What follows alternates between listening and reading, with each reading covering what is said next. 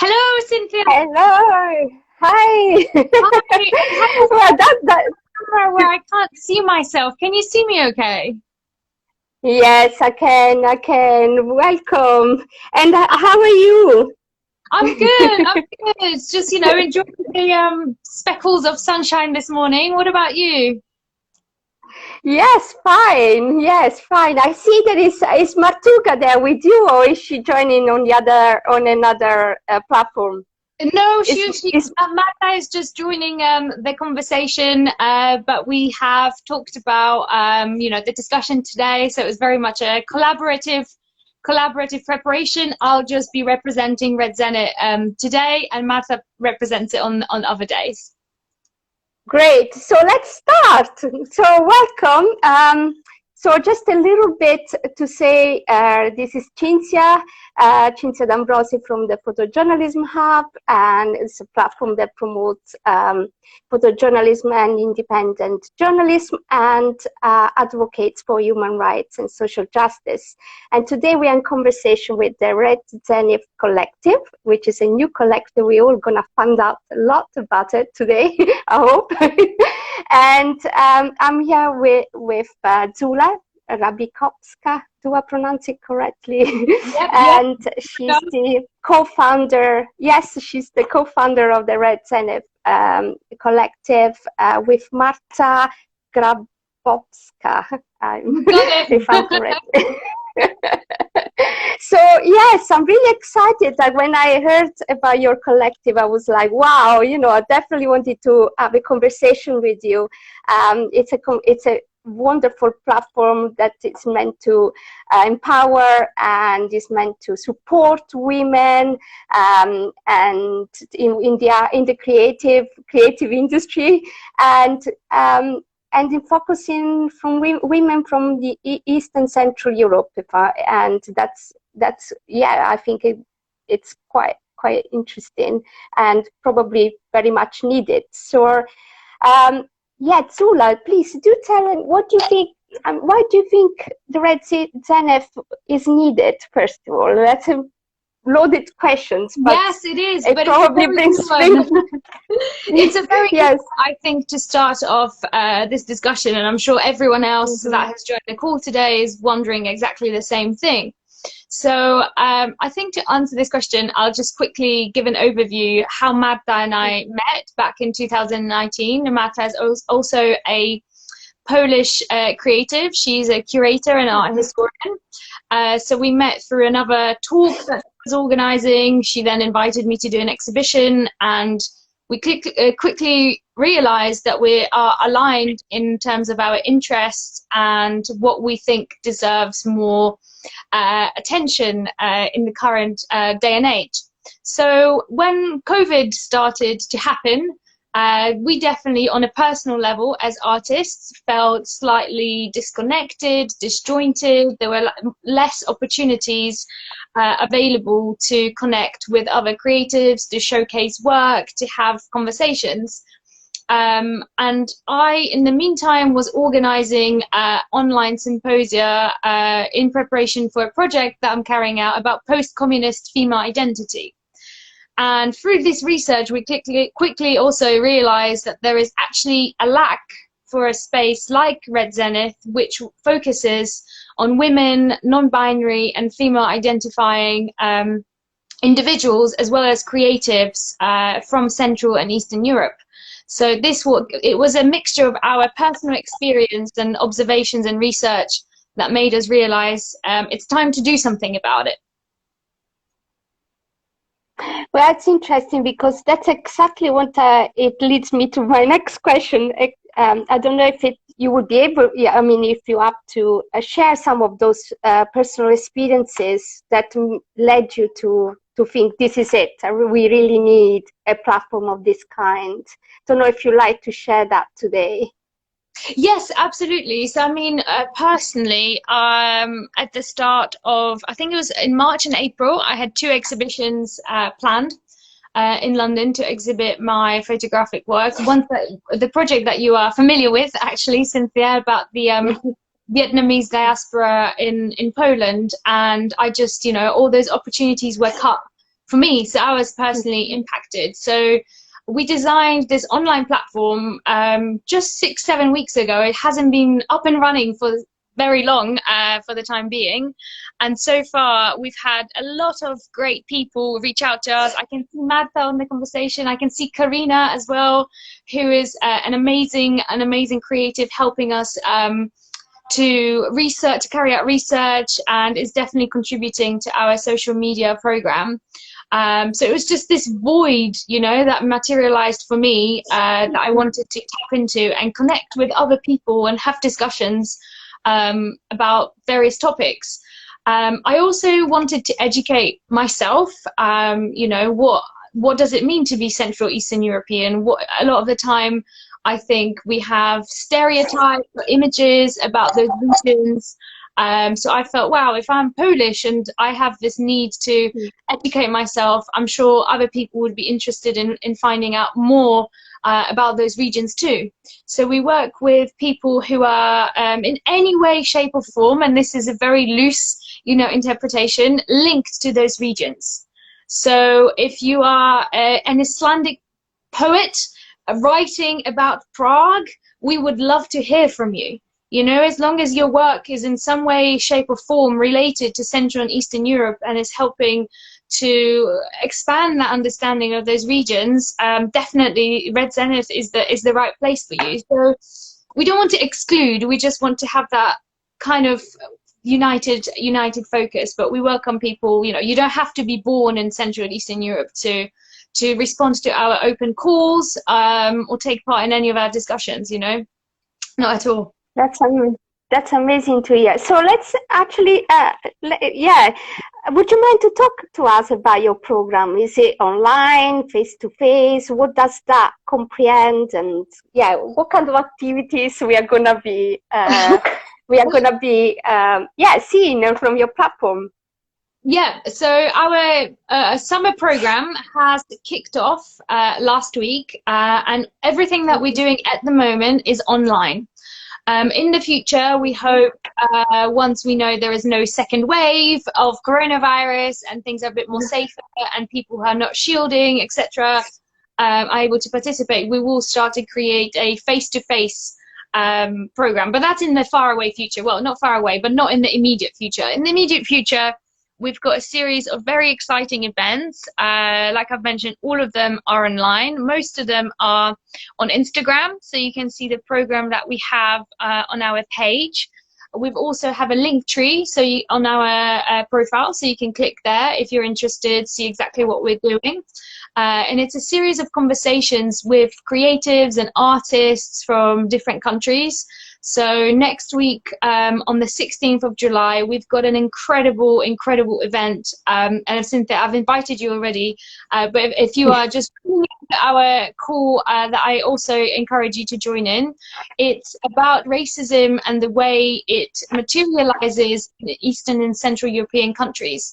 And we've got some really incredible speakers from those regions. So Marta and I will be chairing the conversation, the presentation and discussion, but it will be very much led by people who've experienced this. So this is kind of like a big event happening next week.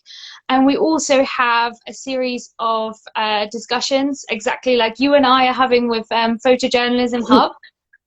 We've got a few of those in program for July and August, which you can participate, you can submit questions, but we also have an open call, our first open call on the theme of equality. So this equality, once again, is a very loose term. So if you are female, non-binary, female identifying, and have work related to, you know, Red Zenith, Central Eastern Europe, within the umbrella of equality, please do submit. We've received loads of submissions.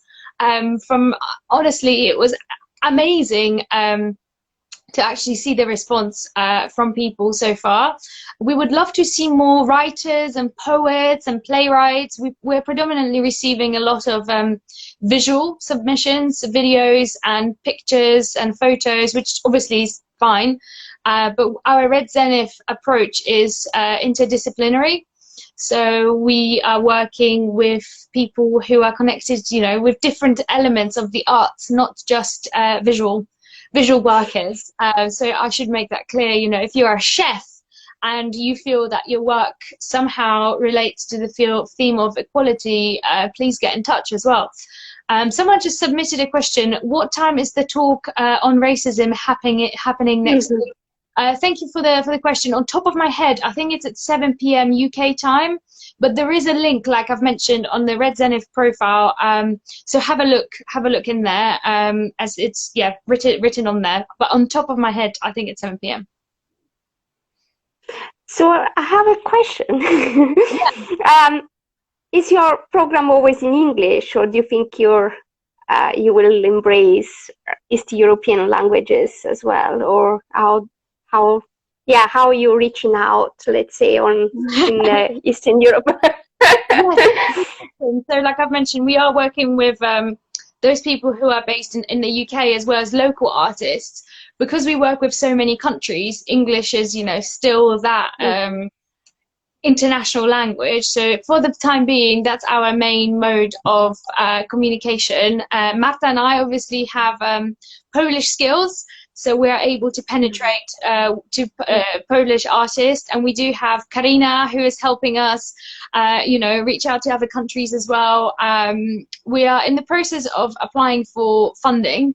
So once that's secured, our plan is to have a deaf and mute translator to make all our live events actually accessible live to people with hearing difficulties, you know, which is like another language or way of communication. Or Cinzia, we can't see you. I think your camera is switched. Yes.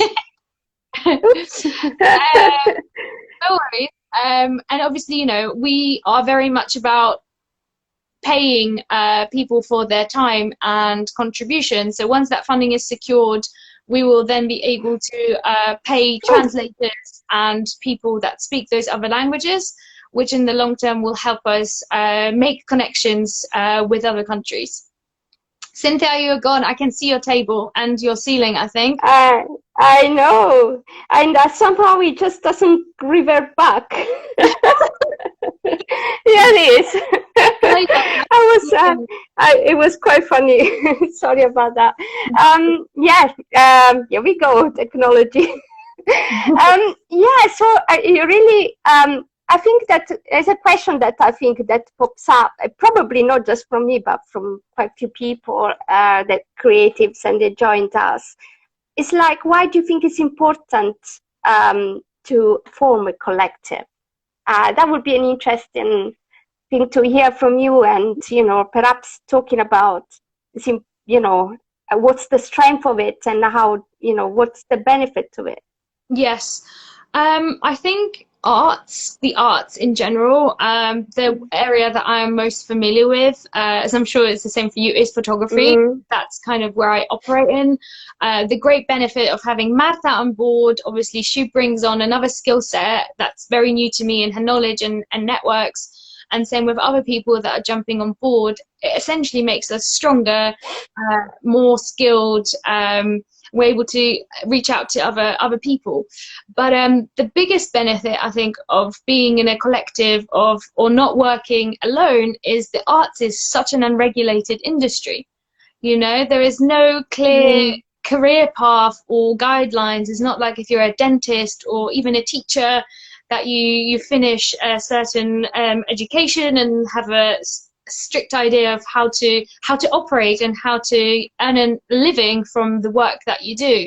So I think with the arts, it can be really lonely as an artist, as a photographer, as a writer, as a curator, to make work. Especially a lot of the time you are relying on funding, on competitions, you know, on maybe jobs here and there. So I think if you're in a collective, it creates, in my opinion, like a safer space where you can network, where you can bounce ideas off, and essentially when you reach out to people and say, you know, I'm a part of this collective, of a partnership, I think people are more willing to give you their time as well. I have definitely noticed when I, you know, would reach out to people and be like, hey, I'm a photographer, I'm doing this. But if I say, actually, I co-founded this initiative and we're doing, you know, helping women and other individuals from these countries, people respond a lot more positively because they are interested. There's hundreds and thousands of photographers, but I think quite a unique collective like Red Zenith makes us special. And when we were actually coming up with the idea, what surprised us was that there wasn't such a project in place already. Yes, that's very surprising. What you are hoping to achieve in the immediate and even in the longer term? What's your hoping? What are your aspirations, hopes? As a collective, we hope to carry on putting these events together that bring, whether you know you are Central Eastern European or not, if you're someone completely unrelated to those regions but are curious about finding out more about these identities, I think that's definitely a measure of success and an aspiration for us to kind of break stereotypes, break taboos. You know, on the agenda is definitely to carry on with the program. With the selected winners from our open call, we're going to put together a publication. So hopefully in the future we'll be able to continue with that. So yeah, definitely twofold aspirations there: to change people's opinions of Central Eastern European, build connections for creatives to bounce these ideas, like we said, and continue with our exciting program. Great, thank you. Well, it's really sounds really inspiring, to say the least. And yes, so to those ones that joined, please do link to the Red Zenith Collective and share as well both the actual emphasis of the collective, but also the equality call that is on place at the moment. So yeah, probably I'm hoping that we will have further conversations. Yes. Yes. It would be really exciting to see what's happening with the Red Zenith and as it develops and so forth. And yeah, thank you so much for joining us today. That's really lovely to speak with you. Thank you so much for having, and exactly like you said, I really hope we'll be able to do some more work in the future. And if you are just joining the conversation, dialing in, or if you're watching it later, yeah, make sure you check out our program. Someone just asked, would you include Greece in your collective? I'm not sure what you mean by include. We do have a list of countries which are recognized as Central or Eastern European. But I mean, if you are a Greek person, and like I've mentioned at the start of the call, if you are working on a project or want to be involved in a project that perhaps strengthens the connections between Greece and maybe, let's say, Lithuania, or, you know, a connection of Central Eastern Europe, then yeah, definitely we would be really interested in hearing from you. Yeah, so that's great. Thank you again, and let's be in touch. And thank you so much for sharing the Red Zenith Collective today. Thoughts and good luck. Thank you so much. Okay. Bye. Bye. Speak soon. Bye. Bye. Thank you to everyone that joined us. Thank you.